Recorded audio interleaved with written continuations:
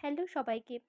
১ম এই বলি যে আমাদের বাড়ির সবাই ফোনের ফেলে দেওয়া বক্সটা রেখে দেয় বা ফেলেও দেয় অনেকে। তো সেটা দিয়ে আমি বানিয়ে ফেললাম সুন্দর একটা জিনিস।